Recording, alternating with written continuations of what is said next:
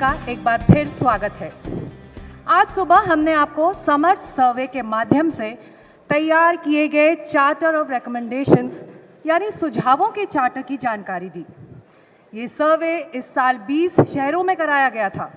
इस सर्वे का मकसद सिर्फ एक ही था कि हमें ये जानकारी मिल सके कि हमारे पब्लिक प्लेसेस जैसे कि हमारे अस्पताल, school, college, malls, parks, cinema halls आदि में हमारे दिव्यांगजनों के लिए कितने सुलभ व्यवस्था है, यानी वो कितने एक्सेसिबल हैं। हम आपको ये भी बता दें कि इस पहल ने एक और ज़रूरी दस्तावेज़ भी तैयार किया है, स्टेट ऑफ डिसेबिलिटी यानी भारत में दिव्यांगजनों पर एक श्वेत पत्र। इस पर वाइट पेपर में समर्थ इनिशिएटिव के पिछले 1 साल के अनुभव और साथ ही उस अनुभव से जो कुछ हमने ज़मीन पर सीखा हमारे सर्वे के नतीजों के साथ शामिल किया गया है। Well, I'd now like to call up on stage someone who's been instrumental in not just putting this document together, but also in the Samarth by Hyundai initiative in general. Nipun Malhotra is a real inspiration to all of us. He's the CEO and founder of the Nipman Foundation.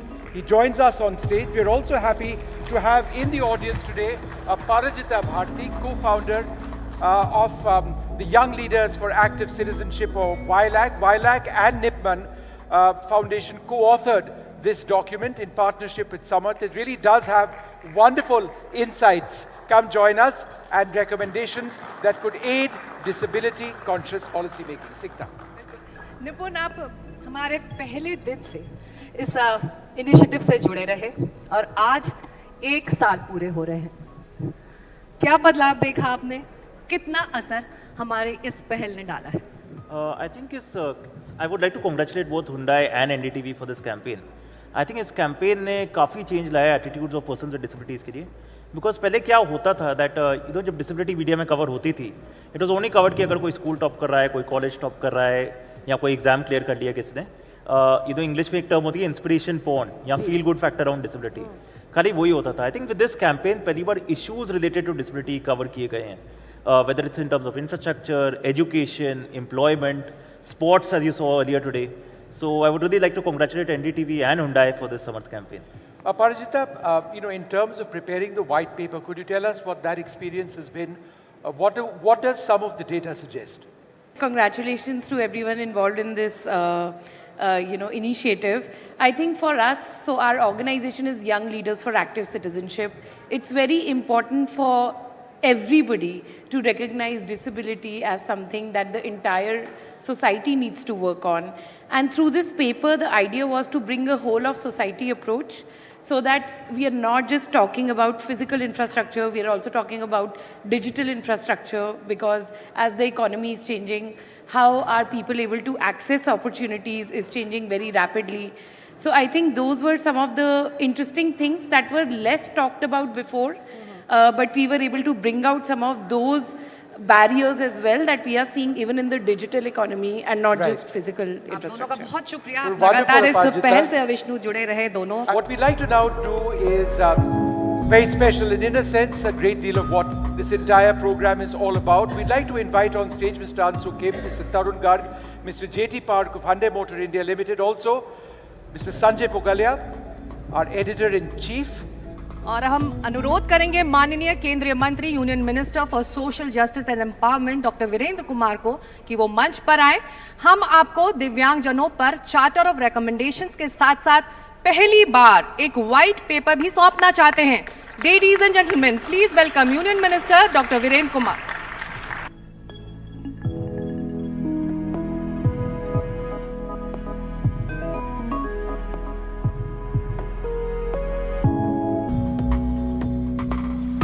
And in a sense, this white paper is so much about what this entire effort is all about, what the expectations are, will these be realized?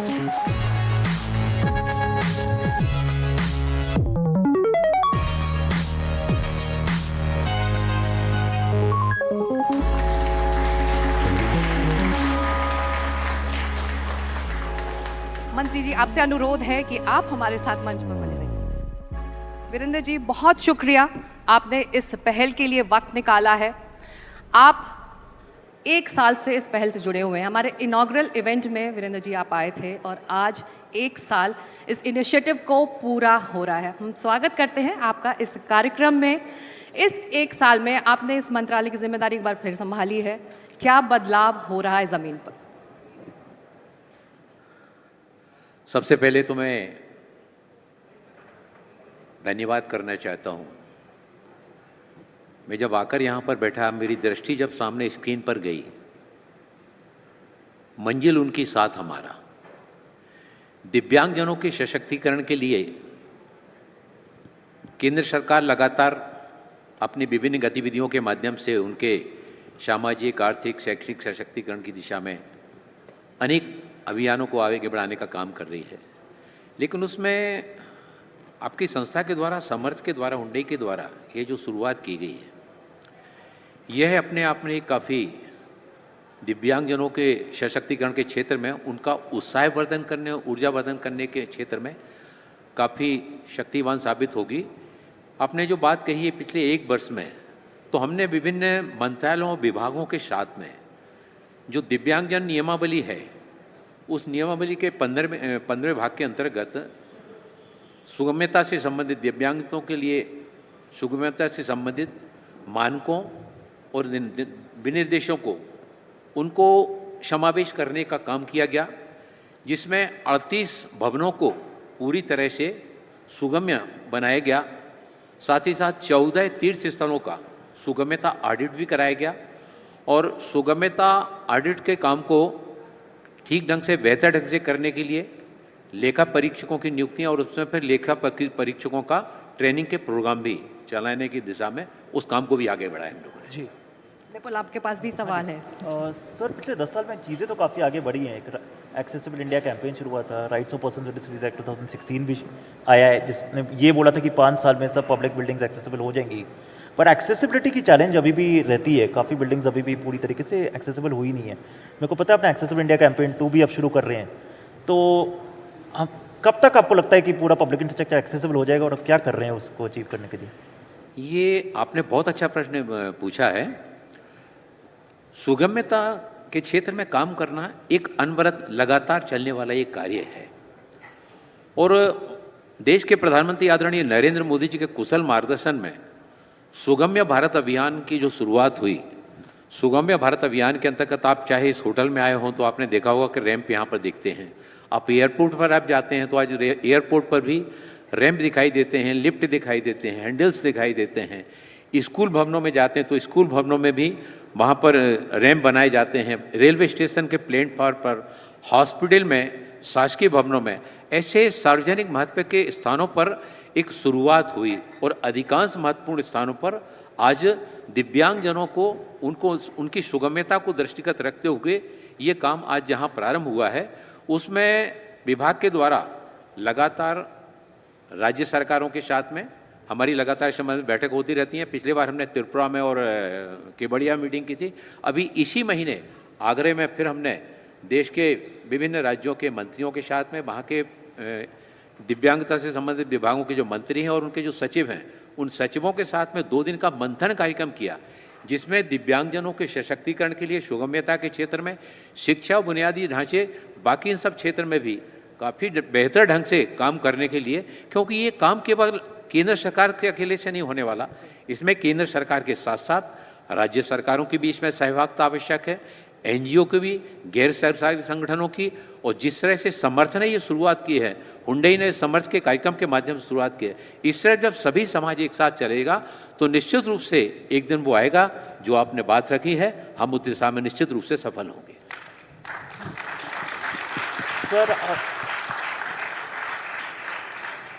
Sir, आपने बहुत सही बोला कि खाली केंद्र सरकार नहीं, but state governments, private sector, NGOs को भी आगे बहुत करना पड़ेगा इंडिया की कम्युनिटी को आगे बढ़ाने के लिए। बट सर, केंद्रीय सरकार में भी अभी क्या होता है कि एक डिपार्टमेंट ऑफ डिसेबिलिटी अफेयर्स है मिनिस्ट्री ऑफ सोशल जस्टिस में, और लोगों को यही लगता है कि पूरी प्रॉब्लम्स उसी डिपार्टमेंट को एक सॉल्व करनी है। बट डिसेबिलिटी एक इतना इंटरसेक्शनल इशू है कि प्रॉब्लम उनकी हेल्थ की होती है, एजुकेशन की होती है, एम्प्लॉयमेंट की होती है, और बाकी मंत्रालयों को भी बहुत कुछ करना पड़ेगा फॉर दैट। तो बाकी जो मिनिस्टर्स हैं आपके, उनके लिए क्या मैसेज होगा आपको कि इंडिया पूरी तरीके से मेरी कम्युनिटी के लिए पूरी तरीके से फ्रेंडली बने? मुझे आपके प्रश्न से बहुत प्रसन्नता हुई, कि एक आपने एक जिम्मेवारी की भावनाओं के साथ में दिव्यांगता से संबंधित एक बहुत महत्वपूर्ण बिंदु को आपने इस प्लेटफॉर्म के माध्यम से आगे लाया है।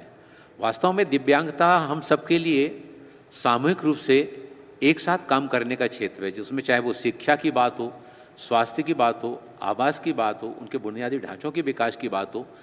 केंद्र सरकार का जो हमारा सामाजिक न्याय विभाग का दिव्यांगजन सशक्तिकरण विभाग है, दिव्यांगजन सशक्तिकरण विभाग अपने विभाग के माध्यम से चाहे उन शिक्षा की बात हो, चाहे उनकी स्कॉलरशिप की बात हो, उनके स्किल ट्रेनिंग की बात हो, उनको विशेष रोजगार मेले का आयोजन करके उनके रोजगार मेले के माध्यम से उनको रोजगार उपलब्ध कराने की बात हो, दिव्यांगता वित्त विकास निगम से उनको अपना उद्यम के क्षेत्र में आगे बढ़ाने की बात हो, हम इस दिशा में तो काम कर ही रहे हैं।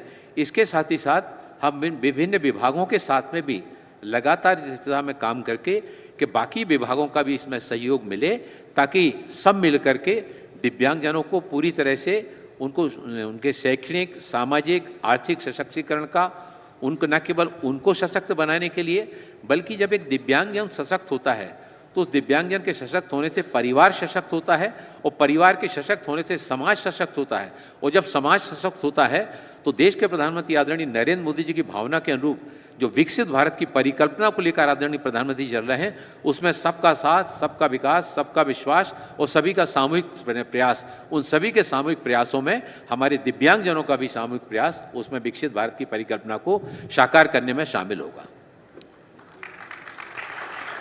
सर, दिव्यांगजनों को एम्पावर करने के लिए प्राइवेट सेक्टर का क्या रोल होना चाहिए? दिव्यांगजनों का, मैंने जैसा पूर्व में कहा कि दिव्यांगजनों के सशक्तिकरण में सभी के सहयोग की आवश्यकता है। उसमें हमारा जो उद्यमिता क्षेत्र है, उद्यमिता क्षेत्र और निजी क्षेत्र के लोगों को भी इसमें आगे आना पड़ेगा। इस दिशा में दिव्यांगता सशक्तिकरण विभाग ने स्टार्टअप और इस क्षेत्र में काम करने वाले संगठनों के साथ में 70 समझौता हस्ताक्षर इस दिशा में किए, ताकि दिव्यांगजनों के सशक्तिकरण के लिए काम को निजी क्षेत्र का भी सहयोग लेकर, उद्यमिता के क्षेत्र का भी सहयोग लेकर उसको ज़्यादा प्रभावी ढंग से क्रियान्वित किया जा सके। वीरेंद्र जी, आपने इस पहल की तारीफ की। हम उम्मीद करते हैं कि आपने पिछले 1 सालों में इस पहल ने क्या क्या ज़मीन पर काम किया, उस पर भी आपकी नज़र रही होगी। ऐसे में ये बताइए कि इस तरह के पहल, चाहे वो अवेयरनेस क्रिएट करने को लेकर हो या फिर इम्प्लीमेंटेशन को लेकर, किस तरह का काम समर्थ जैसे पहल कर सकते हैं ज़मीन पर? जिस तरह से हुंडई ने समर्थ से शुरुआत की है, मंजिल उनकी साथ हमारा,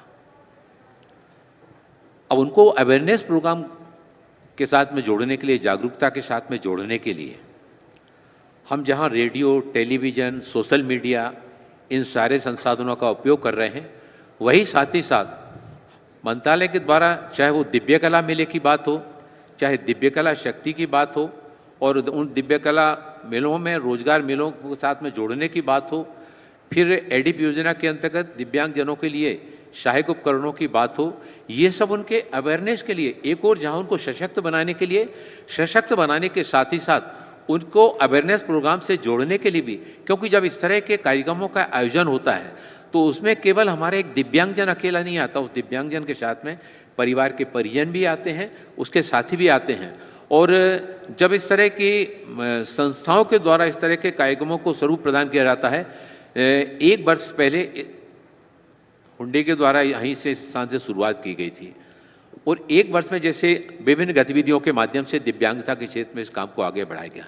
यही तो अवेयरनेस है, यही तो जागरूकता है। तो इसमें केंद्र सरकार तो काम कर ही रही है। मैंने जैसा आपको बताया कि अभी हमारी इसी महीने में देश के विभिन्न राज्यों के इस क्षेत्र में काम करने वाले संबंधित मंत्रियों को भी हमने बुलाया था, संबंधित हमारे सचिवों को भी बुलाया था राज्य सरकार के, और उन्होंने आकर बड़ी प्रसन्नता व्यक्त की थी, क्योंकि बहुत सारी योजनाओं की जानकारी केंद्र सरकार के द्वारा जो चलाए जा रहे हैं कार्यक्रम, उन कार्यक्रमों की जानकारी उनको नहीं थी, जबकि हम भेजते सभी हैं।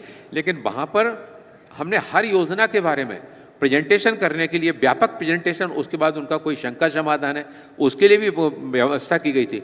तो ये जो इस तरह की गतिविधियाँ हैं, ऐसी गतिविधियों के माध्यम से ही दिव्यांगजनों के लिए देश भर में, चाहे वो केंद्र सरकार के द्वारा चलाई जाने वाली योजनाएं हों, चाहे वो राज्य सरकारों के द्वारा चलाई जाने वाली योजनाएं हों, और इनके साथ ही साथ निजी क्षेत्र और गैर सरकारी संगठनों के द्वारा भी दिव्यांगता के सशक्तिकरण के क्षेत्र में जो कार्यक्रम चलाए जाते हैं, जब उनकी सामूहिक रूप से चर्चा होती है तो ये जागरूकता प्रोग्राम हमारे दिव्यांगजनों के सशक्तिकरण के लिए एक महत्वपूर्ण भूमिका का निर्वाह करते हैं। बहुत शुक्रिया। मकसद भी यही है समर्थ का। आपके मंत्रालय की एक योजना है एस्पिरेशनल डिस्ट्रिक्ट्स में दिव्यांगजनों के लिए कैंप्स लगाना। उस योजना का क्या असर रहा है और कितना काम उसके तहत हुआ है मंत्री जी? दिव्यांगजनों के सशक्तिकरण के लिए दिव्यांगजन सशक्तिकरण विभाग के द्वारा एटिप योजना के अंतर्गत देश भर में पहले परीक्षण शिविर लगाए जाते हैं। परीक्षण शिविर लगाकर उसमें इस बात को सुनिश्चित किया जाता है कि किस दिव्यांग के लिए किस तरह के उपकरण की आवश्यकता है, और परीक्षण शिविरों के बाद फिर शिविर लगा करके सहायक उपकरणों के वितरण का कार्यक्रम किया जाता है। यह जो आपने एस्पिरेशनल डिस्ट्रिक्ट की बात की, हमने अभी पिछले दिनों 100 आकांक्षी ब्लॉकों का चयन करके और उसमें परीक्षण हमने शिविर लाए, और परीक्षण शिविर के उपरांत 91 आकांक्षी शिविरों में ब्लॉकों में दिव्यांगजनों के लिए सहायक उपकरणों के वितरण का कार्यक्रम भी हमारा पूरा हो चुका है। अक्टूबर माह में जो शेष 9 स्थान रह गए उन 100 आकांक्षी ब्लॉकों में से उन बाकी 9 स्थानों पर भी हमारा वितरण का कार्यक्रम किया जाएगा। अभी तक जब से ये योजना प्रारंभ हुई है लगभग 16,000 शिविरों के माध्यम से 29 लाख दिव्यांगजनों के लिए सहायक उपकरणों का वितरण किया गया, और ये सहायक उपकरणों के वितरण के उपरांत दिव्यांगजनों के जीवन में वो सहायक उपकरण प्राप्त होने से उनको अपनी दैनंदिन गतिविधियों को जहां आगे बढ़ाने में सहायता मिली, वहीं वो समाज को भी अपने विभिन्न गतिविधियों के माध्यम से वो सहायक उपकरण प्राप्त हो जाने के बाद आगे बढ़ाने का काम कर रहे हैं। हमारे साथी ने बहुत मैं आपको साहब कई बार मिलना हुआ है, मैं देख रहा हूँ कि आपने अपनी दिव्यांगता को अपने जीवन में कहीं बाधा नहीं बनने दिया, बल्कि आपने अंदर की ऊर्जा को आगे बढ़ाकर इस क्षेत्र में दिव्यांगजनों को सशक्त बनाने की दिशा में जैसे हमारे इस भाई ने कदम बढ़ाया है, ये हमारे दिव्यांगजनों में प्रतिभाओं की कमी नहीं है, उनके अंदर प्रतिभाओं की कमी, उस प्रतिभा को आगे ला करके उनको प्रोत्साहित करने की, दिव्यांगजन सहानुभूति नहीं चाहता, दिव्यांगजनों को वास्तव में प्रोत्साहित करने की आवश्यकता है। और आपका प्रोत्साहन, समाज का प्रोत्साहन दिव्यांगजनों को जहाँ स्वयं उनको सशक्त बनाता है, वहीं उनको समाज को देश के विकास में भी योगदान जोड़ने के लिए भी आगे बढ़ाने का काम हमारे दिव्यांगजनों के द्वारा किया जाता है। एक आखिरी सवाल वीरेंद्र जी, आप चार्टर ऑफ रिकमेंडेशंस जो समर्थ ने आपको सौंपा है, आपने उन पॉइंट्स को देखा है, ऐसे में हम आपसे इस मंच पर ये जानना चाहेंगे कि उन रिकमेंडेशंस में से आप कौन से वो मुद्दे हैं, कौन से ऐसे वो पॉइंट हैं जो अगले 1 साल में इम्प्लीमेंट कर सकते हैं? चार्टर के जितने भी बिंदु हैं, हम सभी बिंदुओं पर काम करने के लिए विभाग पूरी तरह से प्रतिबद्धता के साथ में काम करने के लिए आगे बढ़ रहा है। I think that's the big promise that we were looking for, the minister committing to all the points in the charter that we worked on throughout this year. Thank you, sir. That means the world for us.